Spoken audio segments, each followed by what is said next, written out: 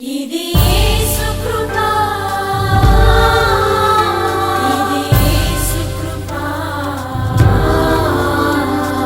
ఇది యేసు కృప పరిచర్యలు ఇది యేసు కృప పరిచర్యలు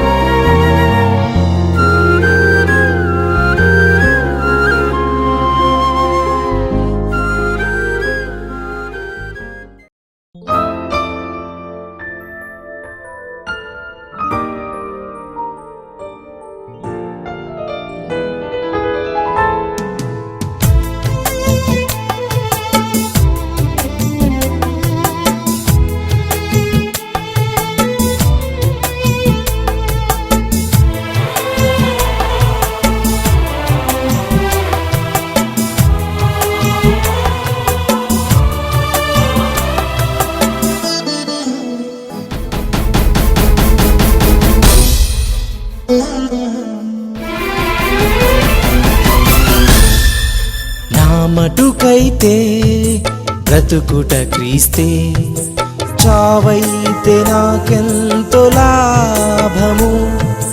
నా మటుకైతే బ్రతుకుట క్రీస్తే, చావైతే నాకెంతో లాభము. నే చావను సజీవుడనై యేసయ్య ప్రేమను ప్రకటింతును.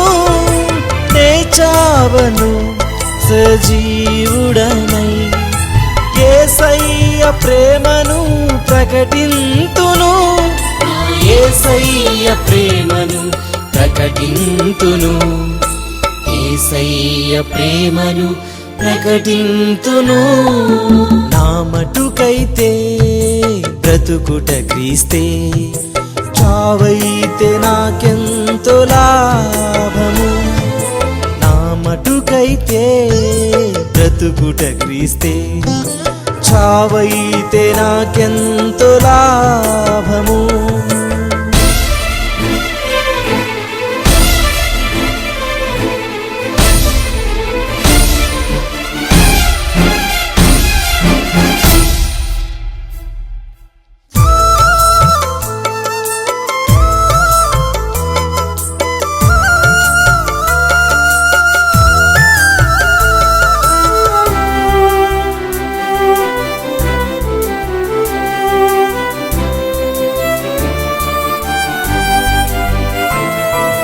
గొల్గొతాపై సిలువ మ్రానులో నా కొరకు ప్రాణమిచ్చెను యేసయ్యా.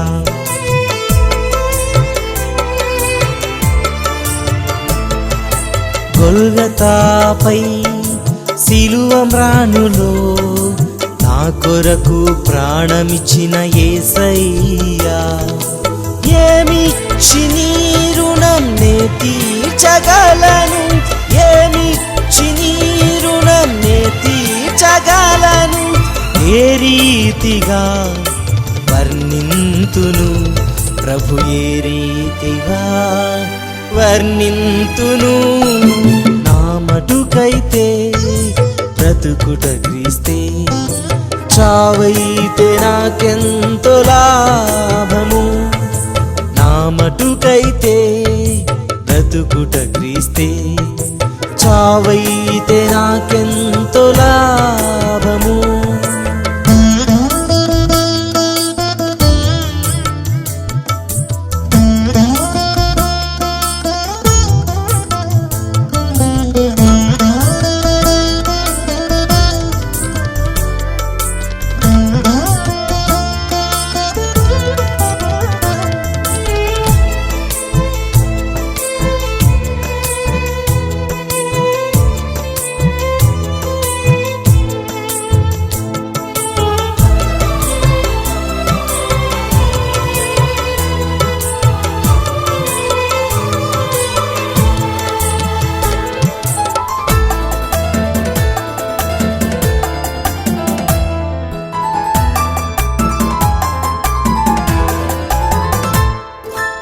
పాపులలో ప్రధాన పాపినైనా తన కృపచేత నన్ను రక్షించెను.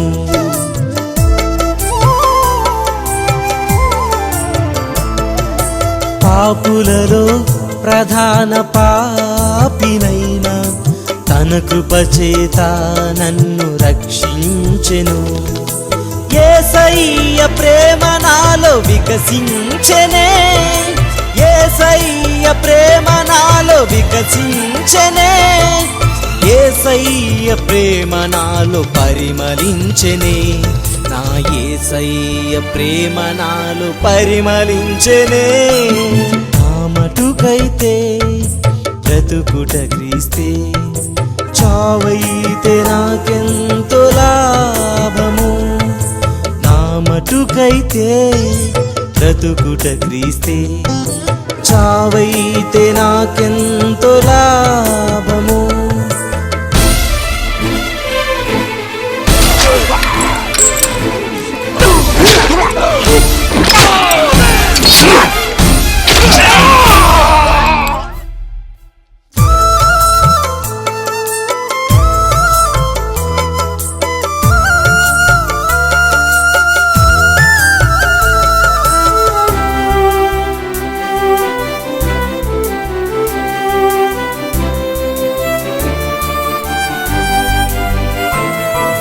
తన కృపచేత నన్ను పిలిచి తన సేవలో నన్ను స్థిరపరచెను.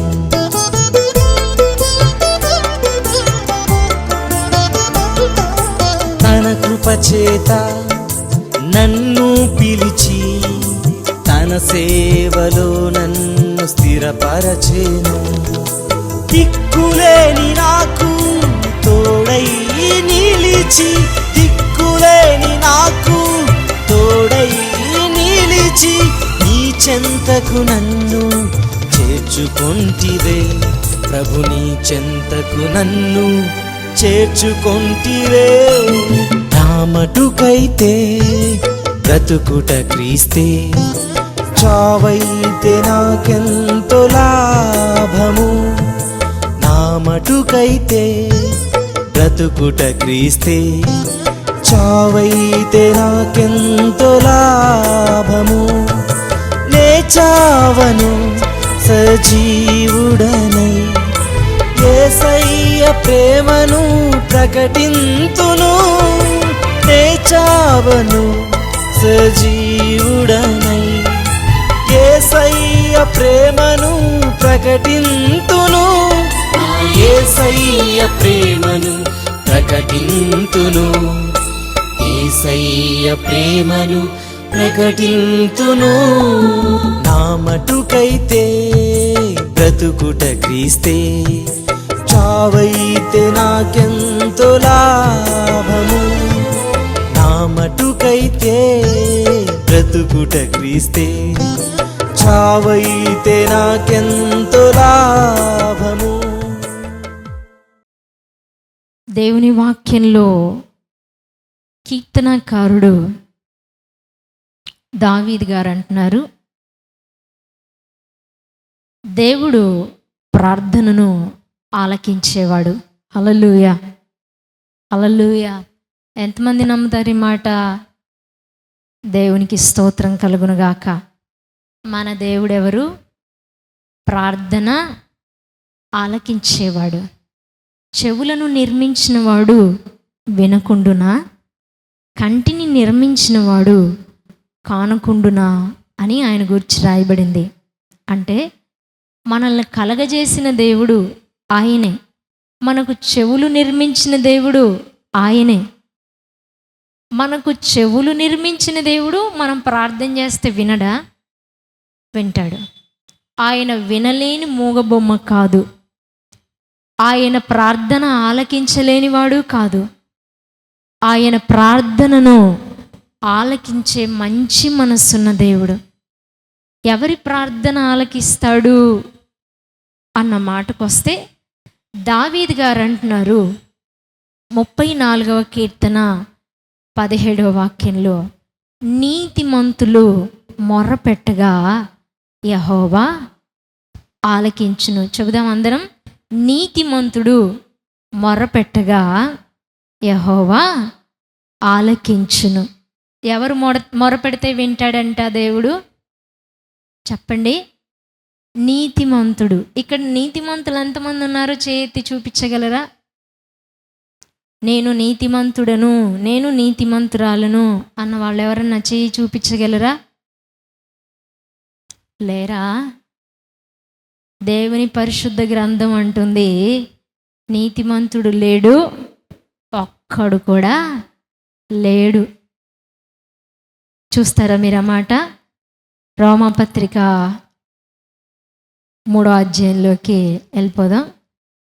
రోమాపత్రిక 3వ అధ్యాయము 10-11 వాక్యాలు చదువుదాం.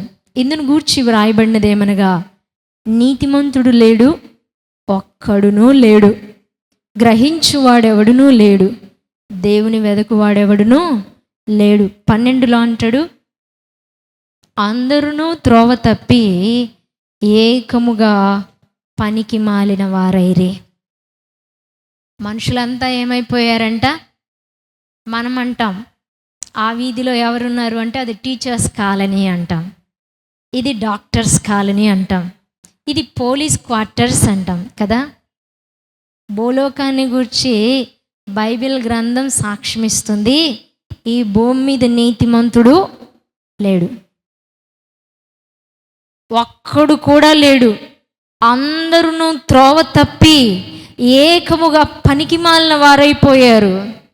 నీతి అన్నది భూమి మీద నశించిపోయింది, ధర్మం అన్నది నశించిపోయింది, న్యాయం అన్నది కనుమరుగైపోయింది, యథార్థత అన్నది, సత్యం అన్నది అంతరించిపోయింది. ఇలాంటి దినాల్లో దేవుని వాక్యం అంటుంది, నీతిమంతుడు లేడు, ఒక్కడు కూడా లేడు. కొంతమంది చెప్పొచ్చు, మా స్వనీతి కార్యాలున్నాయి, మేము అబద్ధం ఆడము, మేము ఎవరి జోలికి పోము, మేము పరులకు అన్యాయం చేయము, మేము ఎవరికి కీడు చేయము. కొంతమంది మాట్లాడతారండి, భలే ఆశ్చర్యం అనిపిస్తుంది.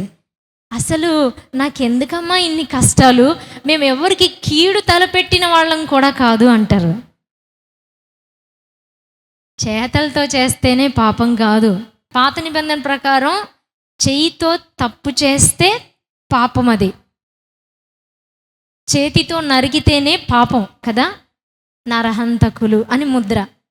కొత్త నిబంధనకు వస్తే నరహంతకులు అని ఎవరినంటారు అని క్రొత్త నిబంధనలో మనం చూస్తే మత్తయి సువార్త 5వ అధ్యాయంలో ప్రభు అంటాడు, ఆ తలంపు రావడమే పాపం. నువ్వు చంపాల్సిన పనిలా ఎదుటి మనిషి మీదకి కత్తి తీసుకొని వెళ్ళాల్సిన పని లేదు. ఆ మనిషి చావు కోరడమే పాపం. ఎదుటి మనిషి మీద నిష్కారణంగా కోపపడడమే పాపం. యోహాను మొదటి పత్రిక 3వ అధ్యాయం 15వ వాక్యంలో రాస్తాడు, కోపపడు ప్రతివాడు, చూద్దామంటారా మాట, తన సహోదరుని మీద కోపపడు ప్రతివాడు నరహంతకుడు అంటాడు. యోహాను మొదటి పత్రిక 3వ అధ్యాయము 15వ వాక్యం, తన సహోదరుణ్ణి ద్వేషించువాడు నరహంతకుడు. పాత నిబంధన ప్రకారం నరహంతకుడు అంటే ఎవరు? ఒక మనిషిని పొరపాటుగా కానీ లేకపోతే కక్షతో కానీ పొడిచి చంపిన వాళ్ళు నరహంతకులు అవుతారు కదా. క్రొత్త నిబంధన ప్రకారం మనిషిని ద్వేషించడమే పాపం అంటుంది వాక్యం. మనిషిని చిన్నచూపు చూడడమే తప్పు అంటుంది బైబిల్.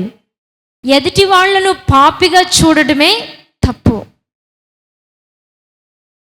కొంతమంది వాళ్ళేదో నీతిమంతులైనట్టు ఎదుటి వాళ్ళని ఎంత చిన్న చూపు చూస్తారో. కొంచెం భక్తి తెలిసి, కొంచెం ప్రార్థన చేసుకొని, కొంచెం వాక్యం ఎరిగితే చాలు, ఎంగ భక్తి పరులను మేమే, ఎదుటోళ్ళంతా బద్దికులే, ఎదుటోళ్ళంతా తప్పుడోళ్ళే అన్నట్టు చూస్తారు. వాక్యం అంటుంది, నో, నీతిమంతుడు ఒక్కడు కూడా లేడు. తలంపుల్లో మనిషి పాపియే, ఆలోచనలో పాపియే, క్రియలలో పాపియే, నడకలో పాపియే. పాపం చేసిన మనిషి నీతిమంతుడు ఎట్లా అవుతాడు? నీతిమంతుడనగా పాపం లేనివాడు. నీతిమంతుడనగా యథార్థంగా జీవించేవాడు, సత్యమును అనుసరించి బ్రతికేవాడు, కుళ్ళు లేనివాడు, కుయుక్తులు చేయనివాడు. లేనివాళ్ళు ఎవరైనా ఉన్నారంటారా? ఇవి లేనివాళ్ళు మీ పక్కింట్లో, మీ ఇంట్లో, పోనీ మీరే ధైర్యంగా చేయగలమా నాలో ఏ తప్పు లేదు అని? దేవుని వాక్యం అంటుంది లేడు. నీతిమంతుడు అక్కడ కూడా లేడు. ఎవ్వరూ నీతిమంతులు లేరు. అయితే మరి దావీదు గారు అంటున్నారు, నీతిమంతులు మొరపెడితే దేవుడు ఆలకిస్తాడని వాక్యం చెబుతుంది కదా. నీతిమంతులు ప్రార్థన చేస్తే యెహోవా ఆలకిస్తాడని ఆయన చెప్పాడు కదా. మరి నీతిమంతులు అక్కడ కూడా లేడు. మరి ప్రార్థన ఎలా దేవుడు వింటాడు? మనం చేసే ప్రార్థన దేవుడు వినాలంటే ఏం చేయాలి? మనమా నీతిమంతులం కాదు, మనమా భక్తిపరులం కాదు, మనమా సత్యముతో కూడిన వాళ్ళం కాం. సత్యముతో కూడిన జీవితం కాదు. అడుగు వేసిన పాపమే, అడుగు తీసిన పాపమే. ఎక్కడ నీతి లేదు. మాటలో నీతి లేదు, మనిషిలో కూడా నీతి లేదు. పోనీ ఆలోచనలోనైనా ఏమైనా నీతి ఉందా అంటే అది కూడా లేదు. మరి నీతిమంతుల ప్రార్థన దేవుడు ఆలకిస్తాడని వాక్యం చెబుతుంది కదా. ఇక ఆ కింది భాగాల్లోనికి వస్తే నీతిమంతునికి ఆపదలు అనేకం వస్తాయి. ఏమొస్తాయంట? నీతిమంతునికి ఆపదలు వస్తాయి, నీతిమంతునికి శ్రమలు వస్తాయి, నీతిమంతునికి కష్టాలు ఎక్కువ వస్తాయి, నీతిమంతులకు నిందలు ఎక్కువ వస్తాయి, అవమానాలు ఎక్కువ వస్తాయి, శ్రమలు అధికంగానే వస్తాయి. మోసం చేసే వాళ్ళకు పెద్దగా కష్టాలు ఉండవు. మోసం చేసి సంపాదించే వాళ్ళకి పెద్దగా కష్టాలు ఉండవు. 3 పూట్ల వాళ్ళకి తిండి దొరుకుతుంది. కానీ నీతిగా బ్రతకాలనుకునే వాళ్ళకే కడుపు నిండదు, కష్టాలు అధికమవుతాయి. అయితే దేవుని వాక్యం అంటుంది, నీతిమంతునికి ఆపదలు అనేకం వస్తాయి, కానీ యెహోవా వాటన్నిటిలో నుండి అతన్ని విడిపిస్తాడు. 34వ కీర్తన 19వ వాక్యం, నీతిమంతునికి కలుగు ఆపదలు అనేకములు, వాటి అన్నిటిలో నుండి యెహోవా వానిని విడిపించును. హల్లెలూయా, హల్లెలూయా, హల్లెలూయా. మనిషికి ఆపదలు అధికంగా వస్తాయి, మనిషికి శ్రమలు అధికంగా వస్తాయి. శ్రమలలో నుండి మనం విడుదల పొందాలంటే దేవుని వాక్యం చెబుతుంది, మనిషి నీతిమంతుడుగా తీర్చబడాలి. నీ ప్రార్థన దేవుడు ఆలకించాలని నువ్వు కోరుతూ ఉంటే, నీవు శ్రమలో మొరపెట్టినప్పుడు నీ శ్రమలో నుండి నిన్ను విడిపించడానికి దేవుడు నీ ప్రార్థన ఆలకించాలని నువ్వు ఆశపడుతూ ఉంటే, నీవు నీతిమంతుడుగా తీర్చబడాలి, నీవు నీతిమంతురాలిగా తీర్చబడాలి. నీతిమంతులుగా తీర్చబడటానికి ఏం చేయాలి? నీతిమంతుడు అక్కడు కూడా లేడు. అందరూ త్రోవ తప్పి ఏకముగా పనికి మాలిన వారైపోయారని బైబిల్ సర్టిఫై చేసేసింది మనిషిని. మరి మనిషి నీతిమంతునిగా మార్చబడాలంటే ఎలా మార్చబడగలడు? యాత్రలు చేస్తే మనిషి నీతిమంతుడు అవుతాడా? పుణ్యకార్యాలు, ధర్మకార్యాలు చేస్తే మనిషి నీతిమంతుడు అవ్వగలడా? లేకపోతే అన్నదానమో వస్త్రదానమో చేస్తే మనిషి నీతిమంతుడు అవుతాడా? ఎలా మనిషి నీతిమంతుడు అవ్వగలడు? మనిషి నీతిమంతుడు అవ్వటానికి ఉన్న ఆస్తినంతా అమ్మి దానం చేయాలా? ఏం చేయాలి? నీ ప్రార్థన దేవుడు ఆలకించడానికి సిద్ధంగా ఉన్నాడు. నీవు మొరపెట్టినప్పుడు ఆయన ఆలకించి నీ శ్రమలన్నిటిలో నుండి నిన్ను విడిపించడానికి ఆయన సహాయం చేయడానికి సిద్ధంగా ఉన్నాడు. అయితే ఆయన నీలో కోరుతున్నది నీతిగల జీవితం. లేదే అది సంపాదించుకోవడం ఎలా? డబ్బు సంపాదించుకోవడానికి మార్గాలు చాలా ఉన్నాయి కదా. ఆస్తి సంపాదించుకోవడానికి మార్గాలు చాలా ఉన్నాయి. పొలం సంపాదించుకోవడానికి మార్గాలు చాలా ఉన్నాయి. ఉద్యోగం సంపాదించుకోవడానికి మార్గాలు చాలా ఉన్నాయి. మంచి కాలేజీలో లేక మంచి స్కూల్లో సీట్ సంపాదించుకోవడానికి మార్గాలు చాలా ఉన్నాయి. ఏదోలా కష్టపడితే లేదా పెద్ద పెద్దల రికమెండేషన్ చేసుకుంటే పని అయిపోద్ది. నీతి సంపాదించుకోవడానికి మనిషి ఏం చేయాలి? ఈ పక్క వాళ్ళని అడగండి, ఏమైనా చెప్తారేమో. నీతి సంపాదించుకోవడానికి మనిషి ఏం చేయాలి? ఏం చేయాలండి? ఏం చేయాలి? జపతపాలు చేయాలా? ఉపవాసాలు ఉండాలా? వ్రతాలు చేయాలా? చెప్పండి, ఏం చేయాలి? దేవుని వాక్యం అంటుంది.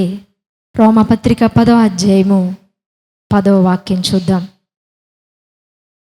రోమపత్రిక 10వ అధ్యాయము 10వ వాక్యం 9-10 చదువుదామండి. అదేమనగా, యేసు ప్రభు అని నీ నోటితో ఒప్పుకొని దేవుడు మృతులలో నుండి ఆయనను లేపినని నీ హృదయమందు విశ్వసించిన ఎడల నీవు రక్షింపబడదు. ఏలయనగా నీతి కలుగునట్లు, జాగ్రత్తగా ఆలకించండి, ఏలయనగా నీతి కలుగునట్లు మనుష్యుడు హృదయములో విశ్వసించును, రక్షణ కలుగునట్లు నోటితో ఒప్పుకోను. Praise the Lord. హల్లెలూయా. నీతి సంపాదించుకోవడానికి మనిషికి ఒక మార్గం దేవుడు చూపించాడు. ఏమిటా మార్గం? ఏమిటా మార్గం? యేసుక్రీస్తే ప్రభువని, దేవుడని, మృతులలో నుండి తిరిగి లేచాడని నీవు నమ్మితే చాలు.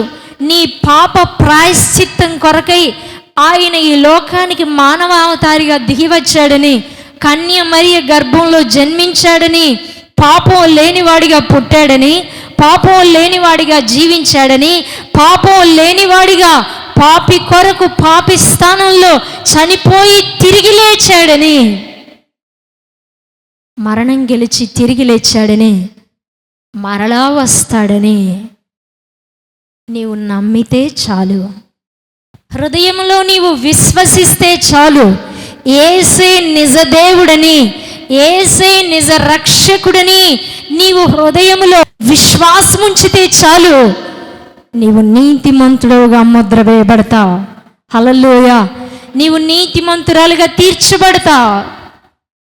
రోమా 3:23లో రాయబడిన మాటను నేను మీకు చదివి వినిపిస్తాను. ఏ భేదమును లేదు, అందరూ పాపము చేసి దేవుడు అనుగ్రహించు మహిమను పొందలేకపోతున్నారు. కాబట్టి నమ్మువారు ఆయన కృప చేతనే క్రీస్తు యేసునందలి విమోచనము ద్వారా ఉచితముగా నీతిమంతులని తీర్చబడుచున్నారు. హల్లెలూయా. మనిషి నీతిమంతుడు కావడానికి తన రక్తాన్ని దారిపోయాల్సిన పని లేదు. మనిషిని నీతిమంతుడుగా చేయడానికి పాపి అయిన మనుషుని, దుర్మార్గుడైన మనుషుని, అబద్ధికుడైన మనుషుణ్ణి, సత్యము లేని నిన్ను నన్ను నీతిమంతులుగా తీర్చడానికి నీతిమంతుడైన దేవుడే కుమారుడిగా ఈ లోకానికి దిగివచ్చి ఆ ప్రాణం పెట్టాడు. సిలువలో తన రక్తాన్ని ధారపోసాడు. ఆ మాట నీవు నమ్మితే చాలు. ప్రభువుని విమోచన కొరకై చేసిన కార్యాన్ని నీవు నమ్మితే, విశ్వాసం ఉంచితే చాలు. నీవు నీతిమంతురాలు అవుతావు. నీవు నీతిమంతుడు అవుతావని వాక్యం చెబుతుంది.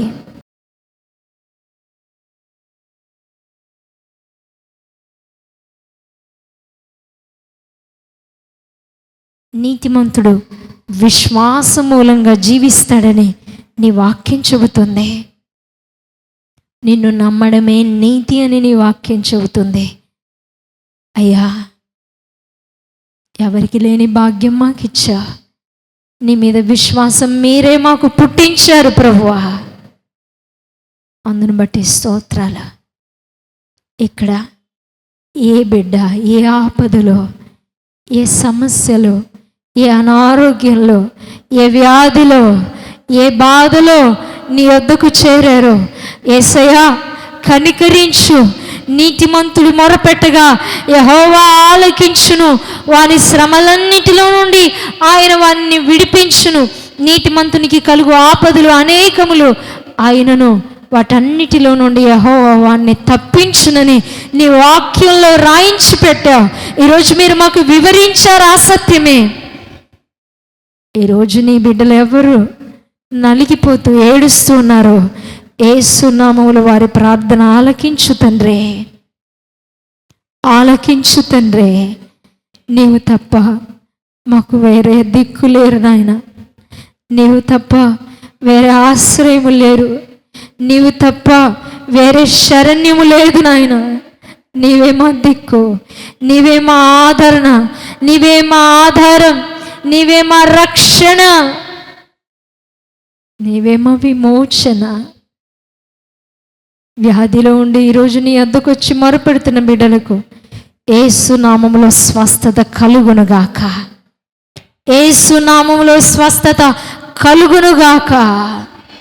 తండ్రి సహాయం చేయమని ఘనత మహిమ ప్రభావములు మీకు చెల్లిస్తూ, అయ్యా నీతిగా జీవించడానికే మీరే మమ్మల్ని ఆశీర్వదించమని, నీ ఆత్మను అనుగ్రహించి నీతిగా మమ్మల్ని బ్రతికించుమని. మా స్వనీతి కాదు నాయన, నీవు రక్తము కార్చి ఇచ్చిన నీతి, పరిశుద్ధుడా నీవు కోరిన నీతి మాలో కలగజేసే నీతిమంతులుగా బ్రతికించుమని సమస్త ఘనత మహిమ ప్రభావాలు మీకే చెల్లిస్తూ యేసు పరిశుద్ధ నామములో వేడుచున్నాం తండ్రి. ఆమేన్.